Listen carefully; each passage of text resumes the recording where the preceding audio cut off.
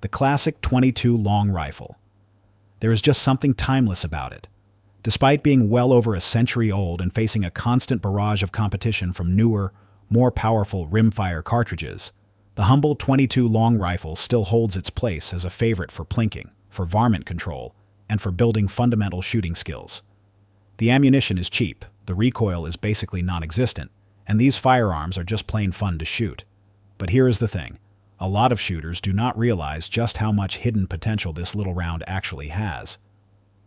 In this analysis, we are going to dive into the deeper side of .22 long rifle performance, the kind of stuff that most folks tend to overlook, from optimal barrel lengths to the ideal twist rates, and why the specific type of ammunition you load into your firearm can make a huge difference. We are going to help you unlock everything that your .22 long rifle is capable of. So, kick back, grab your favorite drink, and stick with us. This one is for the die-hard shooters who want to get the absolute most out of their gear. Let's break down what most people are not telling you about the .22 long rifle. There are not many calibers out there that can match the .22 long rifle in terms of its pure versatility. It is budget-friendly, it is incredibly easy to shoot, and it is surprisingly capable across a wide variety of tasks. Whether you are knocking down tin cans at the local range or you are out in the woods chasing squirrels and rabbits, this cartridge can handle it all. And with the right load, it can even punch well above its weight class, and that is no exaggeration.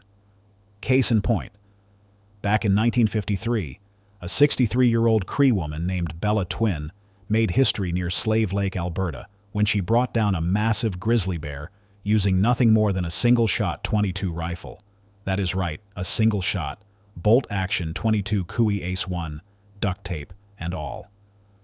Bella waited until the bear was dangerously close, and then she calmly placed a single shot directly into its skull. It dropped on the spot. No gimmicks, just nerves of steel, sharp instincts, and absolute precision under pressure. Now let's get something straight. That does not mean that you should treat a .22 long rifle as your go-to bear defense rifle. That shot was the exception, not the rule. The .22 long rifle was built for small game and for training, not for stopping apex predators. Trying something like that intentionally would not only be foolish, but it could also get you into some serious legal trouble, depending on where you are. So, while stories like Bella Twin's are absolutely fascinating, and they highlight what this cartridge can do in the right hands, it is important to remember to use your .22 where it truly excels. Out in the field, nailing targets, or sharpening your skills. Because when it comes to practicality, fun, and cost-effective shooting, there is still nothing quite like the .22 long rifle. When it comes to sharpening your shooting fundamentals, few things can beat the .22 long rifle at the range. It is an incredibly cost-effective way to train, letting you practice your skills without draining your wallet. And for casual shooting, like plinking, there is just something deeply satisfying about lining up those tin cans and knocking them down, one by one. But here is what might catch some folks off guard. Despite decades of progress in ammunition design and firearms technology, the .22 long rifle still has not been replaced. You would think that something newer, faster, or flashier would have taken its place by now. But no. While other calibers may offer more power, they rarely, if ever, match the .22's unique blend of low cost, usability, and well-rounded performance. This round does not need to be flashy. It is already a classic for a reason. Now let's not forget the firearms that chamber it. Rifles like the Ruger 10/22, the Marlin Model 60, and the Savage Model 64 have become legends in their own right. They are reliable, they are easy to operate, and they are endlessly fun, and they have earned their place in gun safes all across the country. Whether you are an experienced shooter or you are picking up a rifle for the very first time, these models consistently deliver solid results. Of course, not everyone is a fan of the .22 long rifle. Some will claim that it is too outdated or too underpowered to be taken seriously. But that kind of criticism misses the point entirely. This is not a round that was built for overkill. It is a round that absolutely nails the job that it was designed to do. And until something else can hit targets, train new shooters, and bag small game with this same level of efficiency, the .22 long rifle is not going anywhere. That being said, Not every .22 rifle is created equal, and one of the biggest factors that affects their performance is the barrel length. It is a detail that many shooters tend to overlook, but it makes a huge difference with this particular cartridge. The optimal barrel length for the .22 long rifle falls somewhere between 16 and 18 inches.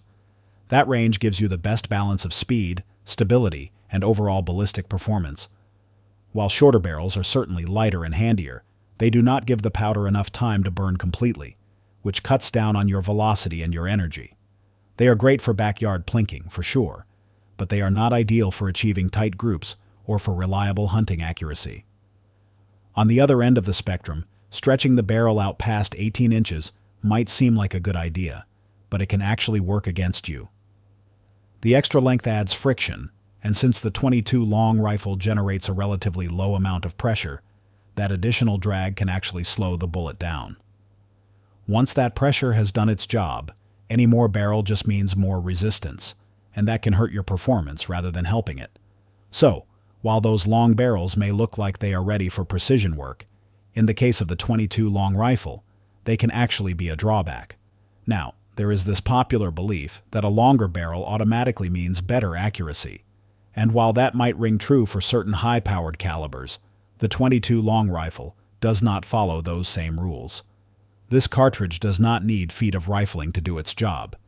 It just needs enough barrel to build up the proper velocity and to burn the powder efficiently.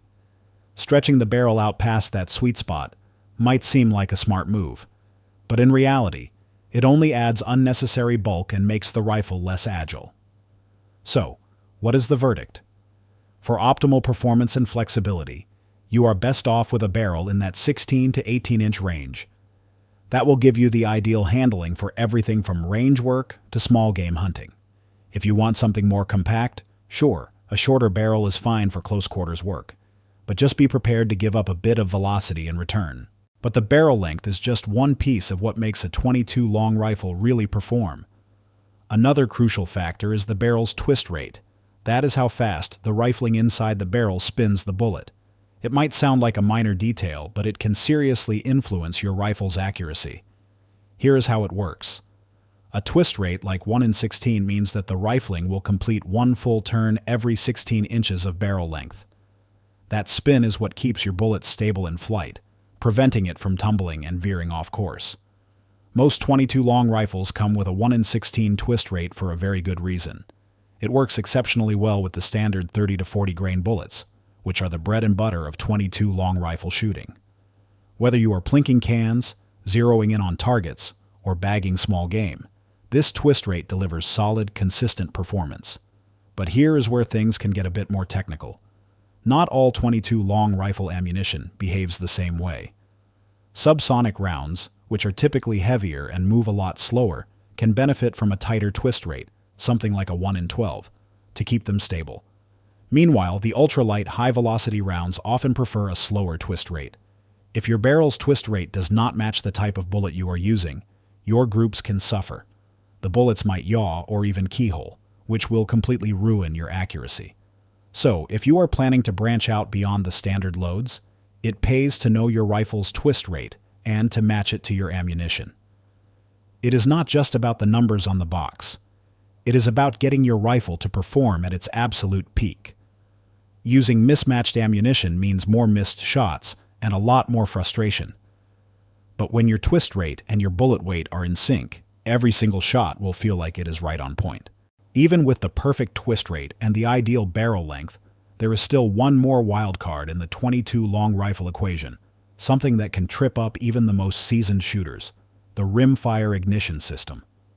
Unlike centerfire cartridges that use a primer that is located in the middle of the casehead, rimfire rounds ignite when the firing pin strikes the rim of the cartridge. It is a smart, cost-effective design, but it is not without its flaws. One of the biggest problems is inconsistent primer spread. With cheap or poorly made ammunition, the priming compound might not be distributed evenly around the inside of the rim, and that can lead to a weak ignition, or worse, a complete misfire. And if you are using an older rifle with a worn-out firing pin or a weak hammer spring, those issues will only become more frequent. Misfires are not just an annoyance, they can interrupt your rhythm and waste your time. especially in a hunting or a timed shooting scenario. You chamber a round, you pull the trigger, and nothing happens. Now you are manually ejecting a dud and wondering if the next one is going to go off. Even top-tier ammunition is not completely immune to the occasional failure, but it happens a lot less often with the trusted brands. And that is why investing in quality ammunition is almost always worth it. Also, regular upkeep of your rifle, especially the firing pin and the chamber, can prevent a lot of these problems.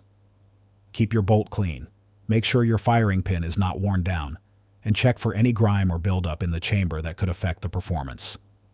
Still, no matter how well you prep, rimfire systems will always have their limitations. It is part of the trade-off for the affordability of the .22 long rifle.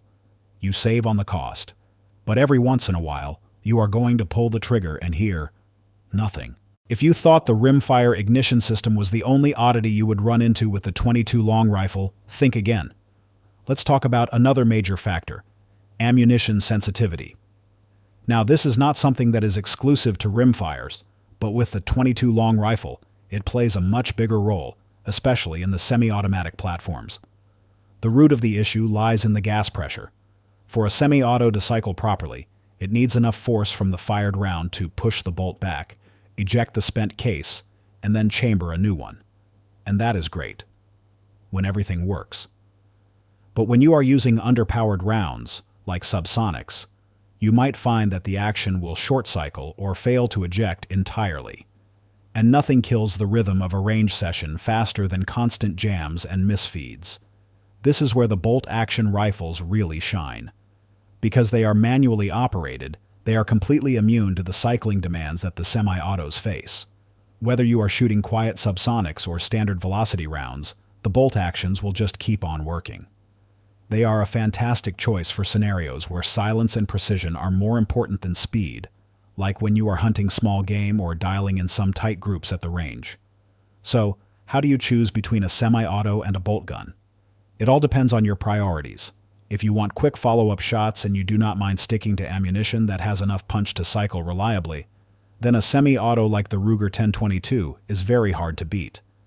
But if you value flexibility and reliability with all types of ammunition, especially the lower-powered or the specialty rounds, then something like a Savage Mark II bolt action is likely a much better fit. One thing to keep in mind is that even rifles of the same make and model can behave differently with certain ammunition. What feeds flawlessly in one rifle might choke in another. So, it is always worth it to test out a few different loads and brands until you find the perfect match for your particular gun. And for you bolt-action users, this freedom to experiment is a big bonus, as it allows you to tailor your setup to the exact demands of your shooting situation. And that brings us to another important subject: range and effective distance. The .22 long rifle, as efficient as it is, was not built for long-range engagements. Its lightweight design and its modest velocity make it ideal for short-range work. But as soon as you start pushing it past about 100 yards, things can start to get a bit tricky. Gravity becomes a much bigger factor, causing the bullet to drop significantly over that distance. Beyond 150 yards, you will find that making accurate shots requires some real skill and some very precise elevation adjustments. This is not the kind of round that you can just point and shoot at long range. And then there is the wind.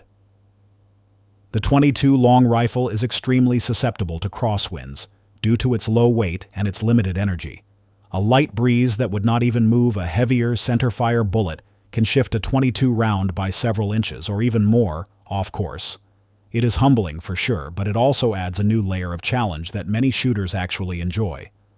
At that point, you are not just shooting, you are learning to read the environment and to adapt to it. So, what is the workaround? You can start with a proper zero. If most of your shots are going to happen between 50 and 70 yards, then sighting your rifle in at that distance will give you the most usable point of aim. This will give you a solid foundation to work from and will let you stay on target within the cartridge's optimal range. But if you want to push beyond that, you will need to learn how to account for that wind and that drop. Practice estimating how far your bullet is going to drift. Understand your holdovers, and do not be afraid to adjust your sights as you need to. Long-range shooting with a .22 long rifle is all about mastering its limitations, not expecting it to perform like a centerfire, but learning how to stretch its capabilities with your own skill. In the end, not every .22 long rifle is built the same. Some of them are made for precision work, while others are better suited for laid-back plinking sessions.